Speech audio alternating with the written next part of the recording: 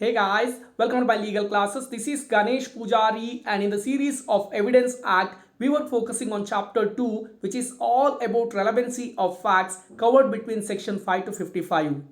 In this series, I am going to start a new series of discussion which is on judgment covered between section 40 to 44, where we have 5 important sections. But to understand the concept judgment, I am also taking the support of CPC as well as CRPC. First thing first, in this session, before even we get into section 40, let us try understand the term meaning of judgment, and then I will explain section 40 along with the help of the beautiful chart, and finally I will also explain the concept of res judicata, which is very important as far as section 40 is concerned. And then over a period of time, let us also focus on judgment in rem, judgment in personam, etc. in my future presentations. But for now, I am going to focus only on the meaning of judgment as well as section 40, which discusses about previous judgments relevant to bar a second suit or trial, which is almost saying the concept of res judicata. I will take you to the first slide to understand judgment, and then slowly we will understand section 40. In the first slide, let us try understand the term meaning of judgment. The dictionary meaning of judgment we can see in two different ways. The first one is judgment is a decision of a court regarding the rights and liabilities of parties in a legal action or proceeding. There we have three important parts. The first one, it is a decision of a court.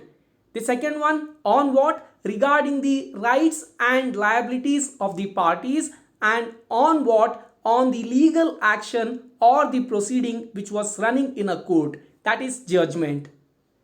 The second meaning is judgment also generally provide the court's explanation of why it has chosen to make a particular court order. Now, a court comes with a particular order, decree, etc., and judgment is the process where court will explain that why did it decided so. That is also judgment as per dictionary meaning. Under Indian Evidence Act, we don't have any definition for judgment, as well as under CRPC also we don't have any definition for judgment, but under Code of Civil Procedure, there we have definition, or under CPC section 2(9), judgment is defined as the statement given by the judge of the grounds of a decree or order. Now, what happens in a civil case? There will be either a decree or order, and here, while pronouncing the judgment, the judge will give a statement that what are the different grounds on which the decree or order has come. That announcement or the statement made by the judge regarding the grounds is known as judgment as per section 2 clause 9 of CPC.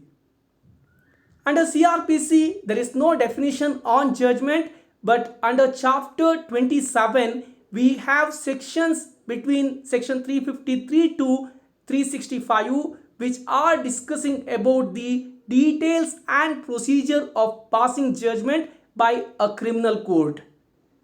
Finally, I have one case law here, which is Damu Senapati and 7 others versus Sridhar Rajwar, where it was held that judgment means the expression of the opinion of the judge or magistrate arrived at after due consideration of the evidence and of the arguments.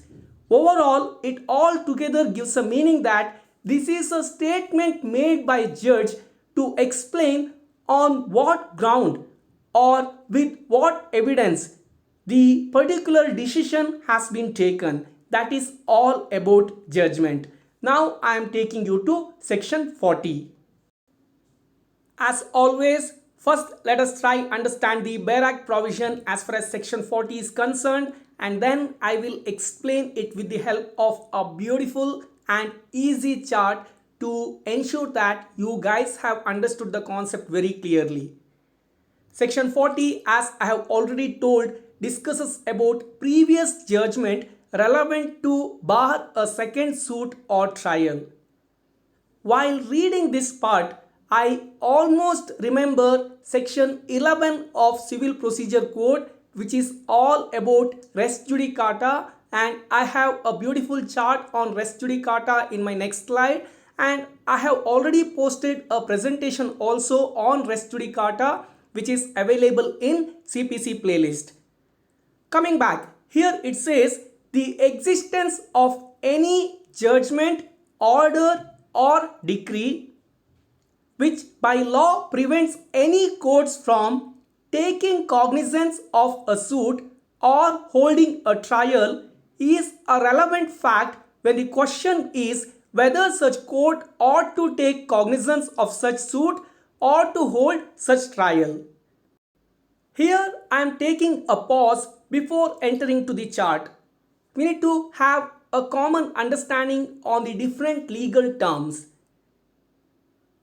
A criminal proceeding or trial will end with a judgment which is pronounced by the judge, and it can have several orders. Before the judgment also there can be several orders, and along with the judgment for the implementation of judgment also there can be orders. Likewise, the civil cases will have decree. It may be at the end of the case or it may be there in between also, and there will be orders also in the civil cases. And final decree, while the judge announces the reasons for the same, that is also called as judgment. A decree will never come in a criminal case. That is one very important aspect you need to observe when it comes to judgment, order and decree. A criminal proceeding will have judgment and order, whereas a civil proceeding will have judgment, order as well as decree. When we are discussing about civil cases, we are referring them as suits, whereas the criminal cases are called as trial. Now, there is no restriction that civil cases cannot be referred as trial, but it is a common sense that in legal language we are using trial for criminal cases and we are calling the same in civil cases as suit. This much of common understanding is required before we go into chart. Now let's get into the chart.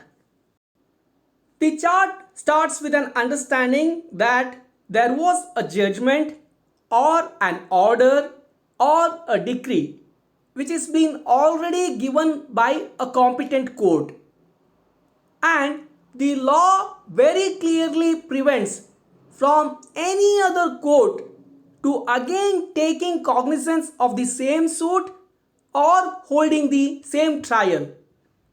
In that case, the judgment or the order or the decree, whichever is given by the earlier court, will stay relevant. As easy as that.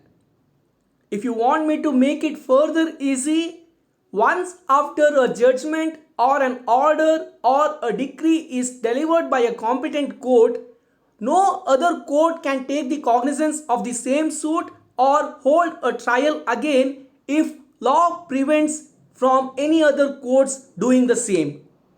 As easy as that. Now to make it further clear, I am taking you guys to the next slide where I will explain the concept of res judicata, which concludes the discussion on section 40. Here in this section I am discussing the details of res judicata, which is discussed under section 11 of CPC. But before going there, you need to refer three important sections, that is section 2 clause 2 to understand the meaning of decree, section 2 clause 9 which is defining judgment, which we have already seen, and section 2 clause 14 which discusses about order. Now these are the three important sections you need to read through before going to the res judicata concept or section 40, because there the terms decree, judgment and order are being used. So I thought if you have forgotten this meaning from CPC, this is a right time to recall. So the notes is available, you can go through. Now what is res judicata? I have an independent video in my playlist CPC, but here I will give the meaning very quickly.